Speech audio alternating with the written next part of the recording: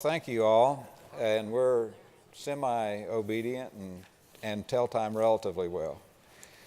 And we'll try, and we're probably going to, our visitors today are quite distinguished, number one, and number two have traveled quite a distance, so we may go over just a little bit because I don't want to cut them short. Today we're going to try to answer questions I've never been able to answer, which is, like, why is my electricity bill so high, and what are you going to do about it? And which usually go to their legislator, then on to us, and to have some dialogue about the dynamics of what's going on in the electric utility industry as specifically relates to Kentucky, because this industry is changing a lot and it's very complex. It's really, frankly, it's hard for me to understand. And so I hope that these people will make it straightforward for us. So with me today, I'm very pleased to tell you that we've got Andy Ott with us, and Andy is the president and CEO of the PJM Interconnection, and he's also a member of that board. And PJM is the Pennsylvania, Jersey, Maryland regional grid operator, which operates the wholesale electric utility markets. And Andy has been with PJM for over 20 years and in fact is responsible for the design and the implementation of their wholesale electricity market. Because my memory's not so great, but also with us is Asim Haq, who is the chairman and CEO of the Ohio Public Utility Commission. And Asim is an attorney that has spent his career working in the Columbus area. He's been an in-house counsel, he's been outside counsel, and he's spent most of his career in the energy space and is now the chairman of the Ohio PUC. Talina Matthews with us is a commissioner on the Kentucky Public Service Commission. She's a PhD in economics, and she has spent her career, she's been in the private sector, she's worked for one of the regional grid operators, and she has been a staff employee at the PSC and also has been in our cabinet more than once, but spent her career primarily on energy policy.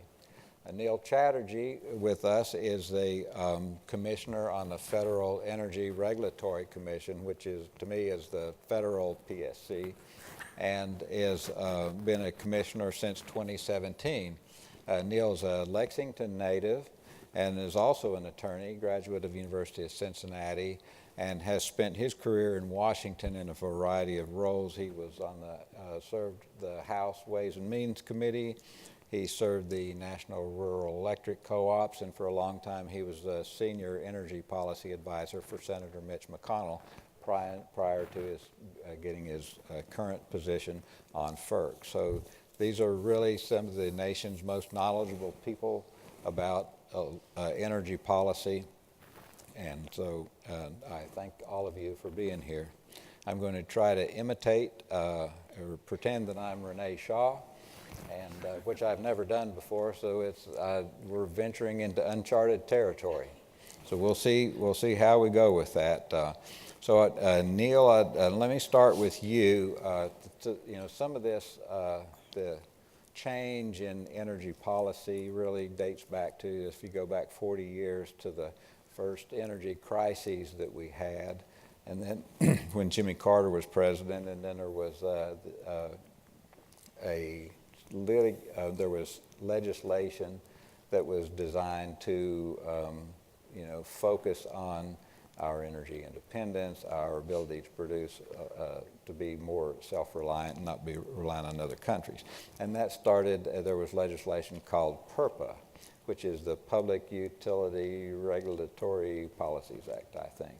And some of that allowed for independent producers of power. And so my question for you is, how has that changed over the years, and what are your views on, is that still relevant now that 40 years on? Thank you for the question, and thank you again for the opportunity to you and the governor for having me here. It's great to be home and an honor to be on such a distinguished panel.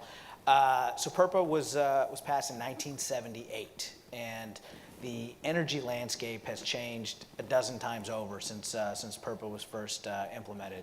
And I think it's time to bring PURPA into the 21st century to better align itself with the modern realities and some of the challenges that we are seeing. We have heard across the industry, across the country, folks who feel that it is time to modernize PURPA. I think major statutory changes to PURPA need to come from Congress, and there are PURPA reform bills currently introduced in both the U.S. House of Representatives and the Senate. I'm not particularly optimistic that there is a PURPA reform that could get the necessary 60 votes to clear the United States Senate. And so in the absence of legislative action, I think my colleagues and I at the commission have determined that it is time to look at our regulations to see what tools are available to FERC to try and help bring PURPA into the 21st century. We had a technical conference on this in 2016 and started to build a record, and I think that's a good starting point. There are some things that could be considered low-hanging fruit, such as making some of the necessary changes to something called the 1 mile rule, as well as the 20 megawatt threshold. I think there's consensus, and my colleagues and I could all probably come to agreement there and move forward. I would view that as a missed opportunity. I don't think we will get multiple bites at this apple. I think whatever outcome is produced by this effort will likely be the last attempt, successful attempt, hopefully, to modernize PURPA for a decade. And so I understand there's a sense of urgency and people want to move quickly on it. I would like to get as much out of this process as possible. And if that means having more technical conferences to better enable us to build out a record, to go further than the low-hanging fruit, to look at avoided costs, to really modernize PURPA, I support doing that. I'm optimistic. I know the chairman of FERC, Kevin McIntyre, has been pretty vocal in his desire to modernize PURPA. One of my Democratic colleagues, Cheryl LaFleur, actually presided over the commission when we last did our technical conference in 2016, and so she has expressed a willingness to look into the issues. And my colleague, Rich Glick, who has some concerns about how far we may be able to go, but is amenable to having a discussion. So it may not track on the timeline that we have currently, but I remain optimistic that we'll be able to get something done. Thank you. I guess by way of explanation, that my understanding of PURPA is that for a independent power generator within a certain size or capacity range, there is a requirement that the regulated utility be required to purchase the power generated from that source. Is that correct? That's an excellent so I'll ask the state commissioners in either of your states, what effect does that have on Kentucky or Ohio? Well, it's sort of an uneven playing field, because if a utility in Kentucky wanted to build generation, they'd have to come to the commission and get a CPCN, or a Certificate for Public Convenience and Necessity. They would have to prove need and a lack of wasteful duplication. That's different than being required to buy from a qualifying facility. So we could see instances, and I think we are, where utilities are forced to buy power they don't need. Yeah, and from my perspective, look, we live in a state now that is fully deregulated on the generation front, so a bit different than the dynamics that exist in Kentucky. And so anytime you have a law or a rubric that has evolved really in two specific facets, the energy space has evolved from the purely vertically integrated regulated space to a number of states that are now fully deregulated, as well as there's been quite a bit of evolution in the renewable space. So when we're talking about what serves as a qualified facility under the PURPA laws and whether or not that definition, Commissioner Chatterjee mentioned the megawatt threshold. There is undoubtedly, from my perspective, I think there is some reform that could be seen just based upon, if you just think about it logically, you have a law in place where there are two items specifically, the renewables industry as well as competitive versus non-competitive, that have evolved dramatically since the passing of that law. Right. And it does seem like it may, to a simpleton, might be obsolete, and therefore, and what does that have any effect on the regional markets? Well, obviously, the regional market provides a platform, if you will, for generation to sell in. And again, in the PJM region, 70–80% of the generation is merchant already, because many of our states are deregulated. So, certainly this issue of a regulated state having to deal with this issue of being forced to buy from a resource is a challenge for the state. But within the regional market, generally speaking, it's such a small issue because we have such a broad set of competitive generation. It doesn't directly affect the competitive market. It's more of a state issue. And one of the solutions that I would put forth is if they have access to your market, our utilities don't. Correct. That shouldn't be in the middle. Right. Exactly. But it's different depending on the state, just Yes. because of the state policies on generation. Well, I think the key is to not have cost shifts back to the customers in the state. I mean, the key is absolutely having access directly into the market so they can sell it interstate. Makes a lot of sense. The challenge is to make sure that whatever rules we would come up with or at the wholesale level don't end up shifting costs back onto the state. We had similar issues with demand response in the past, and it just was not acceptable because effectively the state shouldn't have to deal with those types of cost shifts. I'm going to write that down. You can quote me. Okay. We're recording the whole thing. So, but we will do that. Let me shift a little bit to Mr. Hawk, since you are in Ohio and you've undertaken a significant program related to the modernization of your grid. And so for those of us in the audience, can you explain to you, because grid modernization is a word I've heard for the last 3 years, and every person sort of has a different mental image when they say that. So can you describe what grid modernization means in Ohio and what the approach is? Yeah, I'm happy to. And thank you also, Charles, for the invitation, for having us here. I'm very excited to travel outside of the state of Ohio to talk about what we're doing in Ohio with respect to grid modernization. So just a very quick glimpse of Ohio. So your bill typically consists of 3 components: generation, transmission, and distribution. From a generation perspective, Ohio is fully competitive. So we clearly monitor what's happening at the regional and at the federal levels, but we are not making decisions about what our generation mix is going to look like in the state. If a gas generator is built in the state, it's built because the dollars and cents make sense for that gas generator to locate in the state. So from a generation perspective, again, we'll be an advocate to ensure that low-cost, reliable power is provided to the consumers of the state of Ohio. But generally speaking, we don't have nearly the impact on the bill associated with generation as we once did when we were fully regulated. Transmission, from a state perspective, transmission's another one of those things that generally speaking is a pass-through.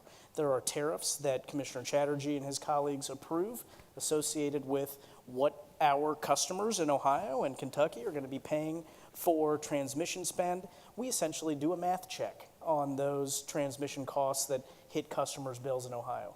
On the distribution system, though, there's a lot of progress that can be made on the distribution system, and that's what we've been spending really the last couple of years in Ohio focused on. This concept of grid modernization, again, we apply it purely to the distribution system. This concept of grid modernization, I view grid modernization as a term of art that encompasses everything from physical infrastructure all the way to an enhanced customer experience in your home. All of it and everything in between. What we've done in Ohio, we launched this endeavor, we called it Power Forward, wherein we try to really advance the distribution in our system in our state based upon two pillars. Okay? Innovation. The number of times we would have an innovator come to us in the state and say, we've got this great product or service for customers, or we know how to reduce line losses on the distribution system way better, way more efficiently than what's occurring right now. The number of innovators that we would see come in the door, but then at the end of the presentation, we would all collectively figure out that that innovation couldn't be deployed because of some regulatory hurdle. The number of times that happened was just astounding. And so what we're trying to do is we're trying to take innovation and pair that with an enhanced customer experience. That's really the gist of what we've done here in Power Forward. We launched the endeavor in April of 17. We released a roadmap in August of this past year. All in all, we had over 100 plus hours of commissioner education from national and local energy experts and power system experts. About 127 individuals actually came in. Well, I shouldn't say about. If I'm going to use the number, it's 127 individuals came to the state of Ohio to talk to us about an advanced distribution system. Where we think this goes is, frankly, a lot more control on the part of the customer, a lot more, a greater ability to effectuate whatever it is that your customer proclivity, your desires are as a customer, whether it's lower bills, whether it's a cleaner system. There are so many potential pieces of what a customer is looking for. Not all customers are built the same, but they should have the experience that they want to have. Thank you. I would ask, since so the distribution is still on the regulated side in Ohio, but you have on the generation side deregulated, and what has your experience been with that? What is, because that gives customers more control also. What has the history been in Ohio with that on your cost, and how well your customers actually take advantage of it? Yeah, so right now, from purely a bills perspective, our costs are as low as they've been. We actually are a state that, again, was fully regulated at one time, meaning that the commission was approving the costs associated with generation, and those costs would end up on customer bills historically.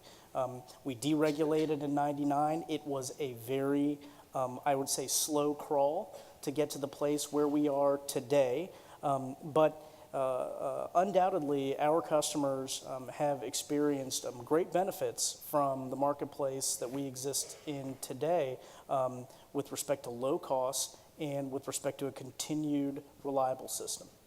Okay, thank you. Talina, do you see, since we're in Kentucky are regulated on both the generation, transmission, and distribution side, do you see this same potential or obstacles that they were seeing in Ohio? I think Ohio has benefited greatly from the shale revolution, both as a producer and as a consumer of market power that is being largely priced according to the price of natural gas, which there are some people that'll get while I say that. That's my answer to everything. In Kentucky, we have not made that decision. The legislature has repeatedly not made that decision. I think it has served us well. Will it serve us well in the future? Well, depends on the price of natural gas. And how comfortable we are with that. And how comfortable we are with having it. You know, right now we get a bundled bill. We don't know, you know, the customers typically don't know how much of that's generation, transmission, and distribution. Generation is probably, those costs have increased as the units have had to put on more environmental control equipment over the years, most recent years. I think we've still done a good job as regulators keeping those rates as low as possible. Yes, I'm a business person. I still think you make it up with volume, so hence my comments yesterday. Well, we'd be glad to make it up in volume. Lots So- more industry come and use that electricity that's sitting out there. Exactly. Makes it easier on everybody. Mr. Ott, in terms of PJM, since you operate in a multi-state region and you are the grid operator, just what modernization is going on within PJM on transmission level? Right. Well, yeah, certainly, yeah. PJM serves either all part of 13 states plus DC, and certainly we have states that are vertically integrated as you are here in Kentucky. And we serve the part of Kentucky, it's Kentucky Power, the AP territory, EKPC, and then Duke, Ohio, Kentucky. That part of Kentucky is what we serve.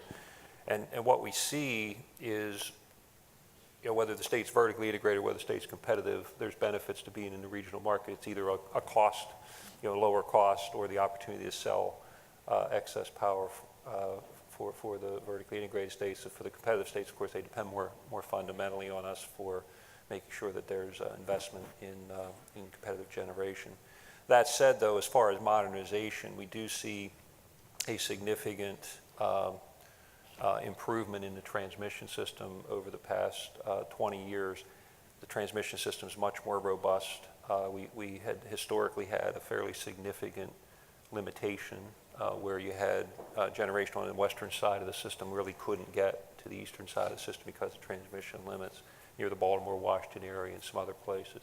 And that has just been blown away. It's just been, those limits no longer exist. The transmission system is much more dynamic and much more robust. And I think the technologies that are being deployed there, as far as you know, on the transmission side, not only obviously newer stuff coming on as far as new equipment, but also the control systems and the way we run the grid is much more optimal these days. So certainly from that perspective, we are in a much better spot as a region than we've ever been as far as reliability goes. And I think that obviously translates into savings and opportunity. So certainly the grid, I can tell you the grid is in good shape. Well, so the market operator thinks the grid is in good shape. Mr. Chatterjee, do you think from the federal regulatory side, what's your comfort level, and do you see needs as relates to the transmission grid? I mean, I think the grid, and I think one would argue, you know, PJM in particular is quite possibly, and I don't think it's exaggeration to say the greatest technology that man has ever created.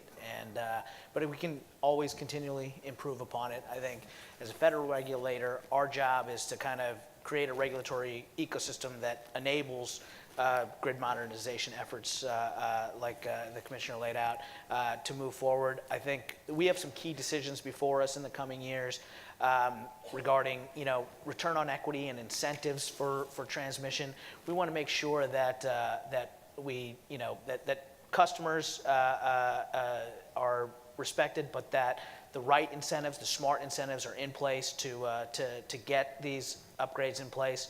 I also think it's time that we look at competitive transmission. So there was an effort in the early parts of this decade.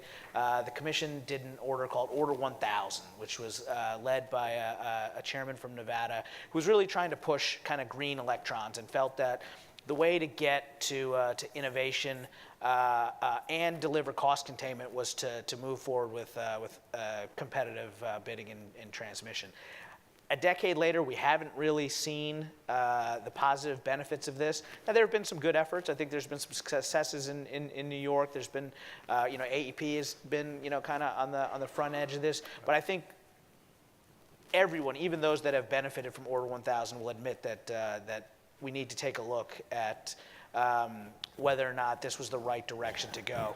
There are some, in the Southeast in particular, who are saying it's time to just put a bullet in it to end it.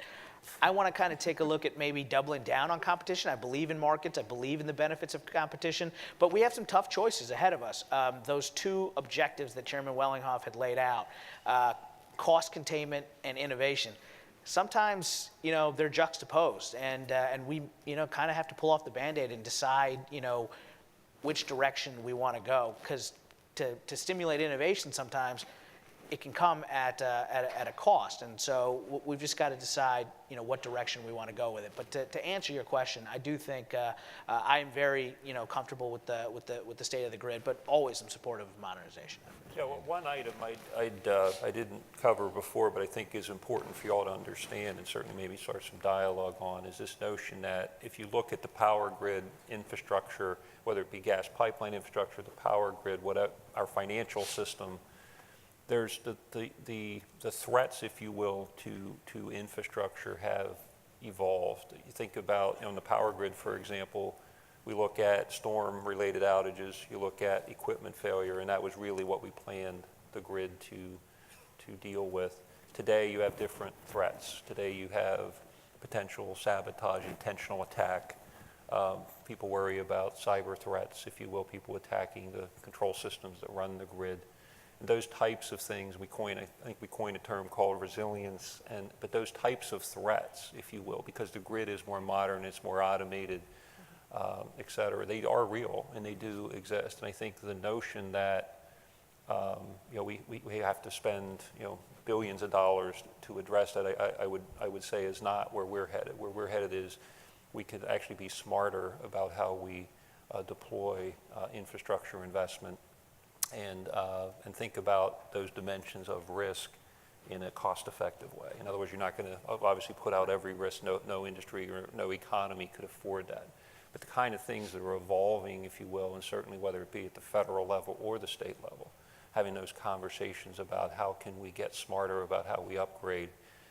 In some cases, I think competition for new investment is a great thing, but if you're trying to put out a threat that is, you don't sort of want to tell the adversary the threat's there's a little bit of dynamic there. But certainly as we look at the evolution of infrastructure, one other item that we worry about is our dependence. The power grid depends on telecom. Power grid depends on fuel delivery. Power grid depends on IT systems.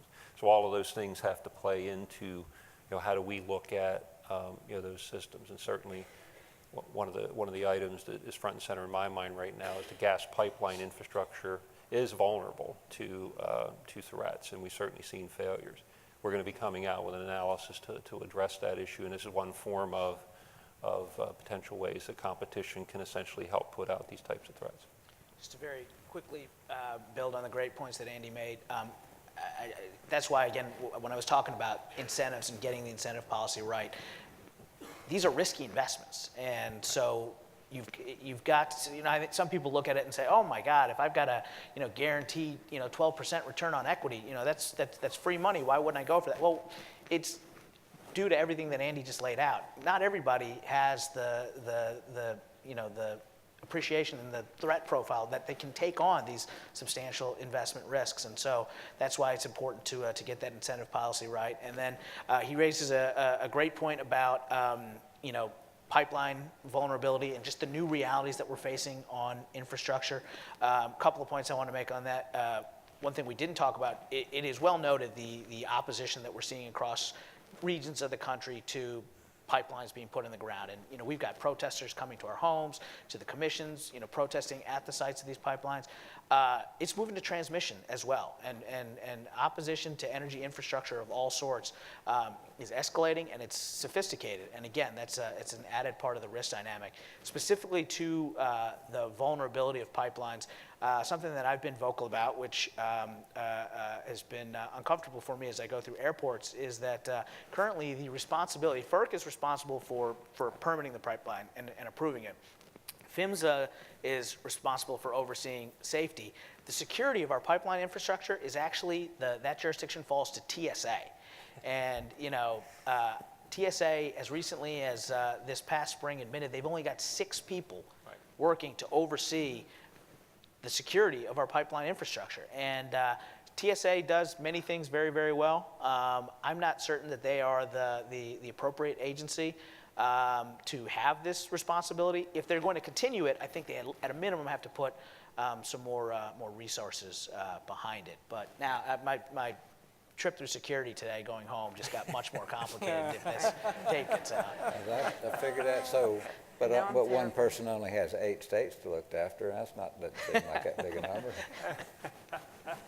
Well, let me segue from that to related, and I'm going to, and I'll give your caveat for you that if we venture into this and talk about resilience and reliability, that you may have issues with FERC being the regulator for PJM, that you may have, you have to stay away from specifics because I'm sure there are cases, currently before FERC related to that. But there's all this talk about reliability and resilience, and that's, when Mr. Winberg's here from DOE, and DOE has had, done a lot of work lately on resilience and on the generation side. Correct. So that can, and Mr. Otis gets this question, well, let me start with you, and that do you, what additionally, besides what you've already mentioned on the cybersecurity or fuel delivery, you see are there actually threats to the reliability and resilience of the grid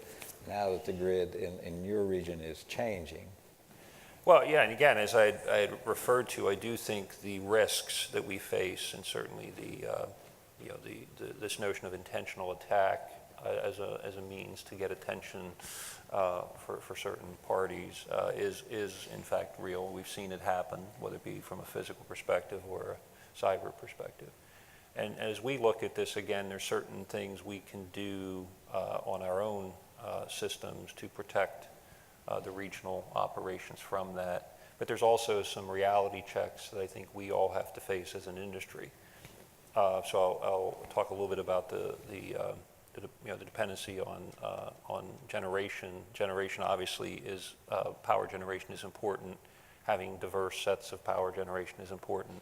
As we get more and more renewable and less flexible power on the grid, and like I said, we have this issue of there's certain infrastructure that we depend on, like gas pipeline delivery or the backup to a gas pipeline delivery. If it's interrupted, then you have liquid fuel on site for those types of power plants, gas-fired power plants.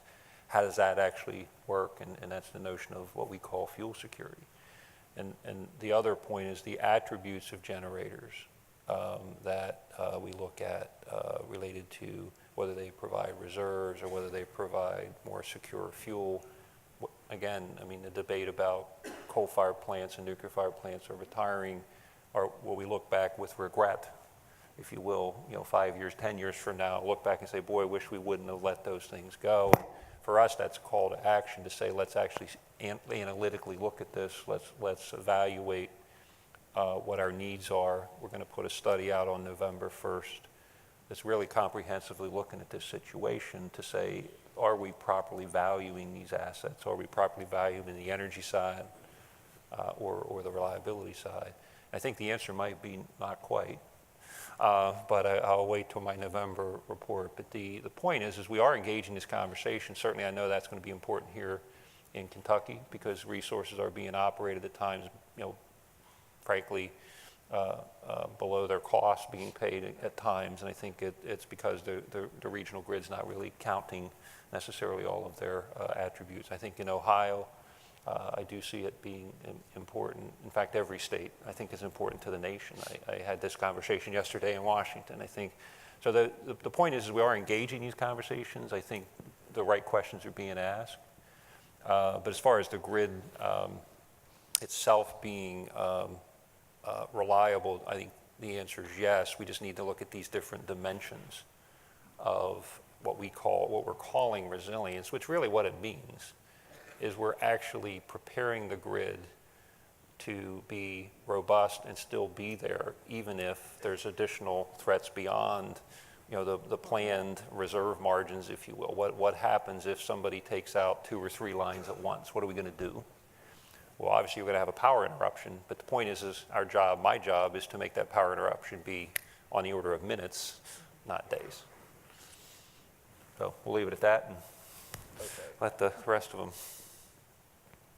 Mr. Chatterjee, do you have any comment on that? Yeah, so I thought Andy did an excellent job laying this out, and it's a real serious issue, and it's largely driven by the fact that we've been the beneficiaries of this tremendous explosion in gas that has really revolutionized our energy economy, but we've also become increasingly dependent and interdependent on gas for power generation on the electricity side. And that's where the issue of pipeline security comes back up again is, 20 years ago, if a single pipeline went out, generator wouldn't even flinch. Today, when you might have 8, 9 generators tied to a single pipeline, you'd have a serious problem if there were a pipeline outage. And we just want to make sure that, the sufficient redundancies are in place so that we don't lose the power. Again, back to the significance and the beauty of the electric grid in this country. We are so blessed that we don't even notice when the power goes out in this country because it comes back so quickly. Unless your microwave is blinking, you might not even realize that there was an outage. And that doesn't happen by accident. There's a lot of people who remain vigilant and achieving that reliability and that resilience. But our generation mix is changing. The combination of inexpensive gas and increasingly more inexpensive renewables is putting pressure on traditional forms of baseload power, namely coal and nuclear units. And so last year, Secretary Perry, I thought, quite courageously stepped out on the issue and said, we as a nation ought to look at what to do about grid resilience and what will the retirement of some of these units mean for the security and resilience of the grid. And he sent a notice of proposed rulemaking to FERC, and we had 90 days to respond to it. And this was a really, really tough one for me, particularly, being home here in Kentucky.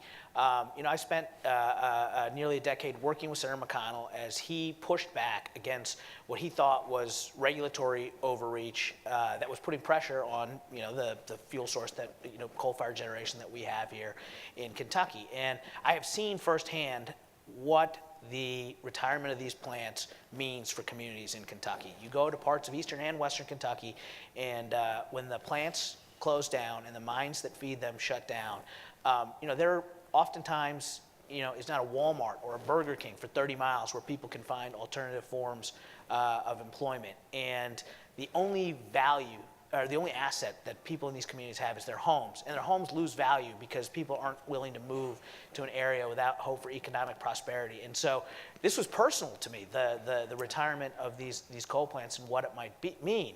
But I also have to be cognizant that I no longer work for Senator McConnell. I'm no longer a partisan Hill aide. I have to be an independent regulator. And in order for the country to be well served by commissions like FERC, our role is very judicial in nature, and so I had to abide by the record that was before us.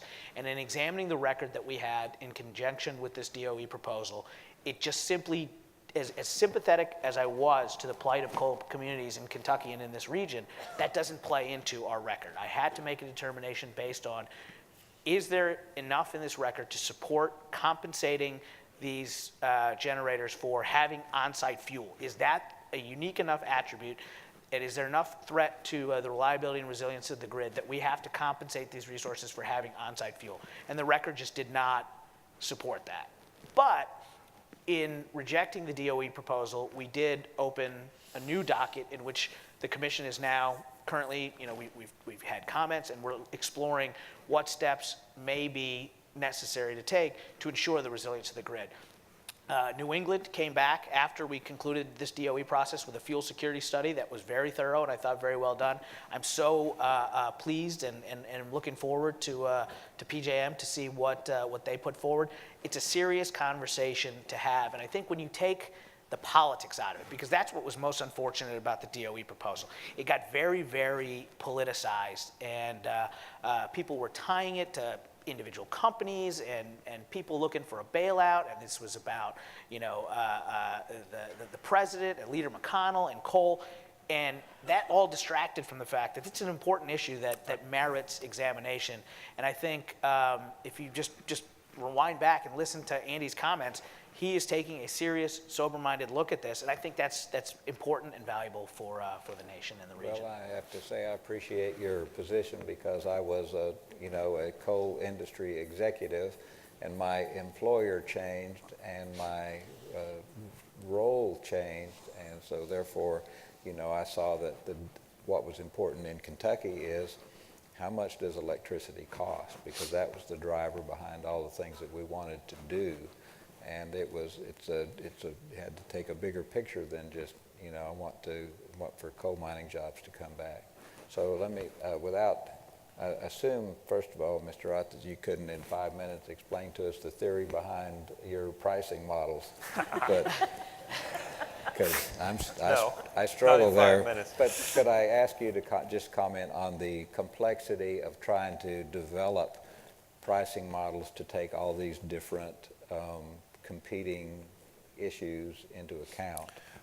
Well, I think it's obviously the models are complex, the markets are complex, and I think that's well understood.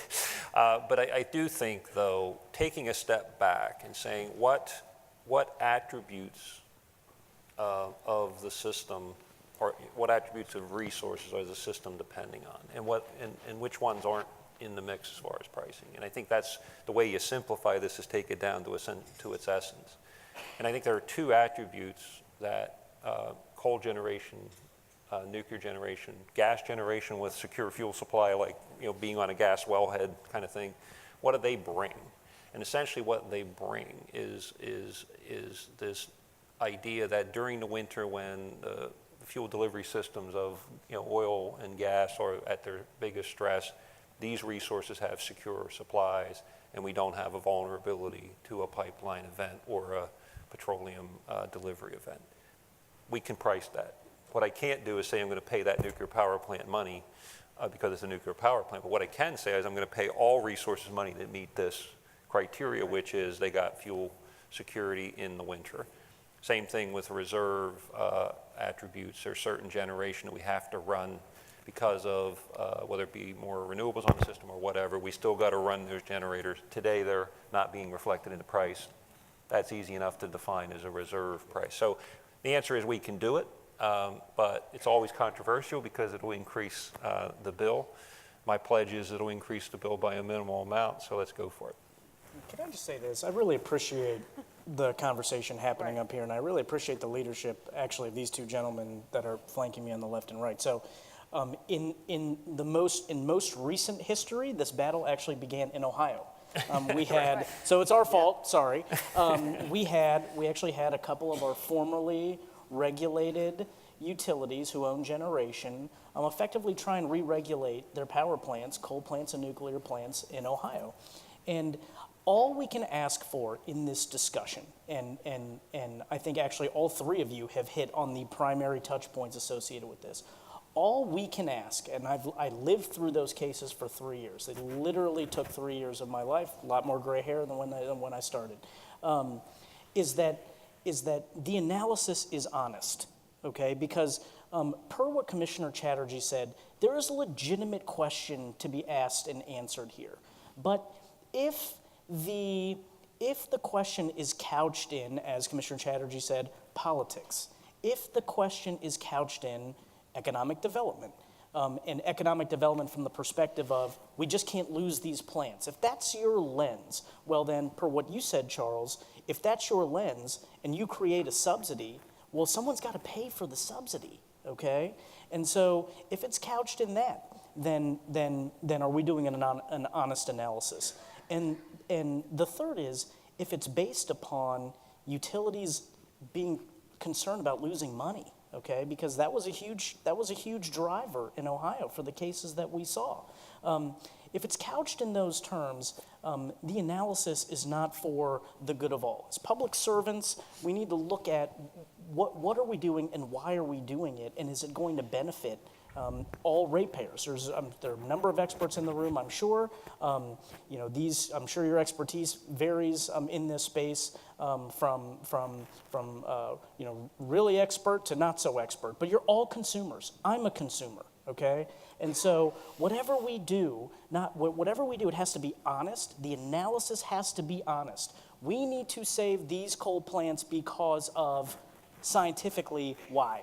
We need to save these nuclear plants scientifically because of why, number one. And number two, the answer has to be economical, okay? So I think one concern that I have, and this happened in Ohio, is all coal plants and all nuclear plants lumped up into one big bucket and saying, and folks saying, we need to make sure that all of these plants survive. Well, actually, if you just take our state for an example, if you take the two nuclear plants in our state, the economics are very different for both of them. So there has to be an element of economics that's also infused into this discussion. I have not seen it yet. I'm very hopeful that what you two gentlemen are doing will result in an outcome that is honest. That is honest for all of us that have to pay the bills at the end of the day, and that is economical for all of us. Well, I like my subsidies. I don't like your subsidies. All right. And if I get my subsidy, I don't ever want to lose it. Well, that's a good point. I would ask, since PJM is currently going through, they have dealing with pricing and subsidies, I'll ask a simple question. What's a subsidy? What subsidies do you refer to in this, in your current exercise? So again, for me, as the person who has to make sure everything's fair in the 14th Street region, and I have to prove to Commissioner Chatterjee that it's fair. And accommodate both of us And- with our different exactly. markets. And so this has been a debate.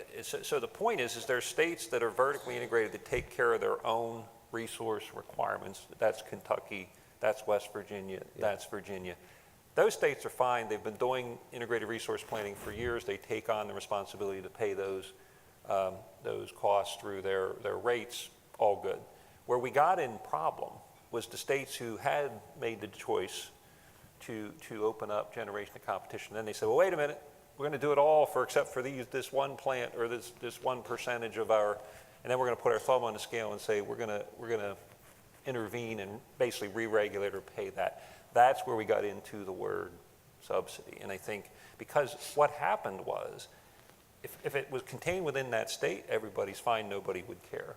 But it was shifting cost from either from Ohio to Pennsylvania, from Pennsylvania to Ohio, from Illinois to both of those.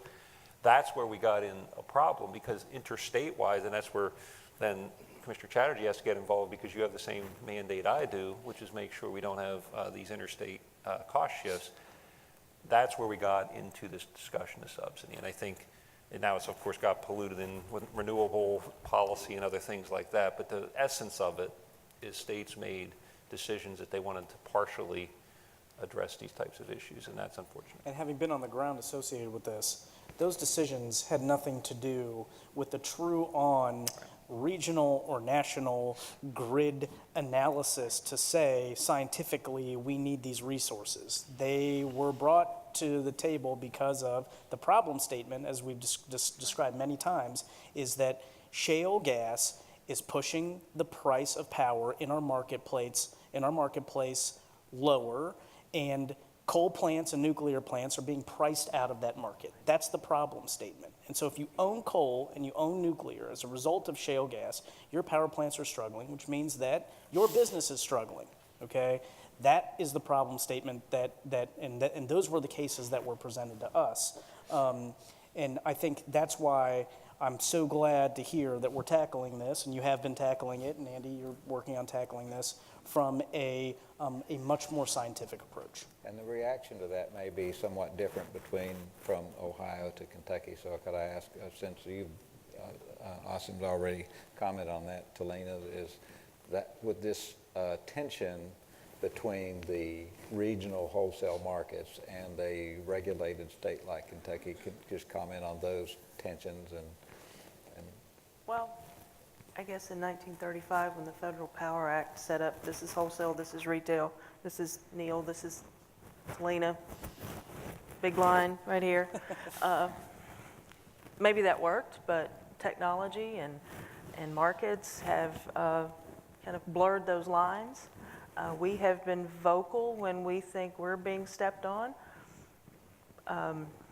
We talked a little bit about energy efficiency and demand response, and the fact that our utilities have an obligation to serve. They have an obligation to acquire capacity to serve their customers because of this notion of fixed resource requirement. We take care of our own.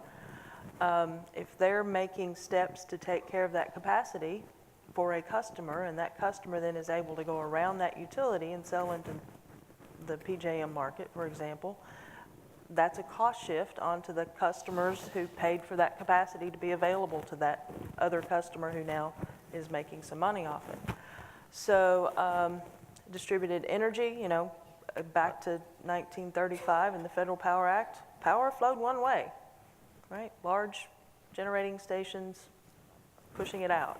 Well, solar panels on a roof can push power backwards, and enough of those solar panels on a roof can have a really big impact if they're able to go around the utility again and participate in the market. Just making sure that those cost shifts don't occur to those captive customers who are left.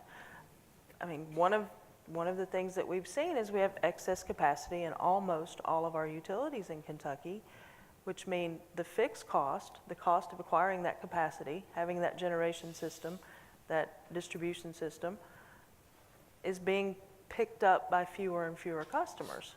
So that has had an impact on rates.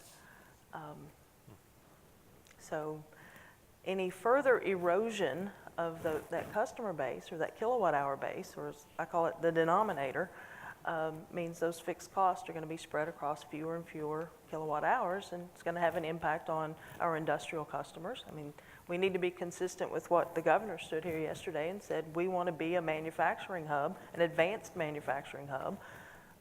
Those industries that he discussed yesterday are all large electricity users.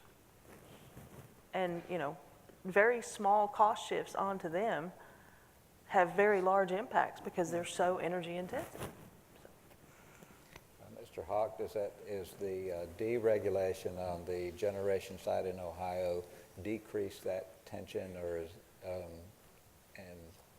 is it you still have that conflict between what is Ohio and what Ohio wants to do versus what's in the regional markets? Yeah. It has decreased the tension in one sense. So the regulator can, in a deregulated marketplace, say that, frankly, this is not my purview anymore. Okay, which is when I was sworn in as chair in May of 2016. That's what I did. Okay, so on one hand, it is helpful because, frankly, you are taking the issue and you are essentially saying we have entered into a compact with the other 12 states in our region and the District of Columbia, and we have entered into this compact with each other, and we are entrusting efficient market operation to another entity, which is PJM, and their those who oversee rules, et cetera, which is the FERC. On another hand, we have had these sort of generation questions and woes in the state over the past 3 years associated with really these formerly vertically integrated utilities just not making enough money in the marketplace. I mean, that's really what this was about in Ohio. So that has been an issue. I will say from a retail perspective, our commercial and industrial customers in a deregulated both wholesale and retail marketplace have really experienced quite a bit of benefit from being deregulated. Residential, I would say not as much. I would say the residential pricing, because we have a default service option in our state, residential pricing in a deregulated marketplace. Really, I don't know that from purely a pricing perspective, you've experienced much difference being deregulated on the retail side, but certainly commercial and industrial being able to purchase power in bulk at lower cost has been very productive for our businesses. We're a heavy manufacturing state as well. Roughly all of the manufacturers, major manufacturers in our state, are shoppers on the retail side. And we'll say one other thing about having retail markets, and this is not an advertisement for retail markets, this is what it is. The other thing about retail markets is that when we're advancing in the grid modernization space, it allows another set of entities other than the utilities to interact with customers to sell innovative products and services. So we have retailers that are offering the solar panels plus the battery. We have retailers that are offering the electric vehicle charging station with a time of use rate, so that you can take advantage of what the right time to pull power is from the grid and even use it to your benefit. I mean, we've got a lot of interesting activity in the homes and in the businesses as a result of the retail marketplace. And what we've done in Power Forward is effectively open up that marketplace even more to innovative products and services. It begins at wholesale, and then if you use it right, from an innovation standpoint, it can make a real difference in retail as well. Which gets back to my first point was that my electric bill's going up and I don't want it to. So what are you going to do about that? I'd say as a side note that which only relevant to you, Asim, is that so Toledo Edison and Cleveland Electric Illuminating helped put my kids through school, so I appreciate them for that. I think we're about out of time. If there's any closing comments anyone would like to make of something I've left out or overlooked? If not, I really appreciate you all taking your time to come here and allowing me to educate hear us. this baller. Thank you very much. Thank you. All right, so we're only 10 minutes late, and we are going to segue into the adjacent room like we have every other year, and for